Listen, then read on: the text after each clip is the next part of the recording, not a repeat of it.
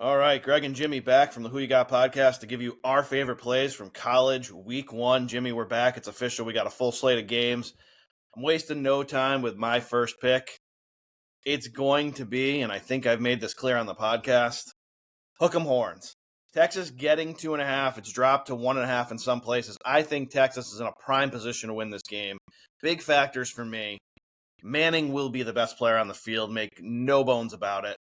Texas has had this game circled for revenge after Ohio State beat them in the semis last year, 28-14. Then you look at the fact Texas is returning 7 players on the defensive side of the ball, a defense that gave up under 16 points a game last year. And finally, a big factor for me week one, Ohio State's lost both coordinators. And I think the most telling sign when we look at this whole season is their defensive coordinator bolted to Penn State, because that's who's going to win the national championship. But, Jimmy, I'm going with the experience of Texas here. Give me Texas 2.5. Who's your first play? Well, we picked them to win the SEC, and they can't win the SEC if they don't get off to a good start. Brian Kelly is going to get off the first game losing snide. They're going to win. I think they're going to beat Clemson outright. So you're going to give me 4 points, fine. I see commentators talking about Nussmeier's going to have a tough game, throw a couple of picks. I don't see it. I know Clemson's returning a lot of their players, but so is LSU. LSU, give me. I think again, if you got the Stones, take the money line. I'll take the 4 points. Thank you very much. Yep, and you clicked up to 4.5 at some places, which I grabbed it at. Love LSU too. That is my second play. Look, this year's the year. The boys and Kelly, they're going to get it done in week one, Jimmy. I know it. I actually believe LSU's in a great spot here. They're a very live dog.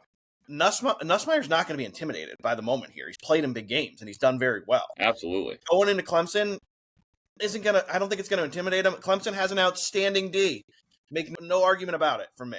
However, that LSU offense is special. They can move the ball on anyone, and I think they're massively improved on D. I think we are looking at a very competitive game here. I think it could come down to a field goal. Or, worst case, Clemson goes into a prevent, LSU gets in the end zone late, loses by 3. Either way, the scenarios for me line up for LSU covering this. Give me LSU plus the points. What we got next? I'm going with the Hurricanes. Again, we also picked them. I picked them in my Final Four. I think Miami could truly be a live dog. I think Beck is going to make a case for why he should be a part of the Heisman conversation. Again, I think it started at 4. I think it's 2.5 now. But give me 2.5 points. Notre Dame coming to town. I will take it all day long. They can't, again, win. They can't get to the Final Four, in my opinion, if they don't get off to a hot start. Notre Dame goes to Miami, and they get beat by Cristobal and Beck. Yeah, I'm with you here again. I love Miami in this spot too. It's another year. Nothing has changed, right, with these two teams. Both have championship expectations, maybe making a run at a natty. ND's coming off a playoff run, but they look like they might have some questions here, and it's at quarterback, which is concerning to me going on the road week one. So I think Miami, coming off a late season collapse, will be motivated in this spot at home. They bring Beck in with experience. I love it. I think you're right here. I think you're spot on. I think give me the U at home week one. I think they send the faithful home happy. Go Canes. All right. For me, I love another home dog here, and it's UCLA. And this line is clicking down a little bit now. Home dogs have been very good in these spots week one, and I think UCLA fits the mold to continue that in this game. They shown signs last year that they were improving down the stretch, and they did very well in the portal. They kind of reloaded here.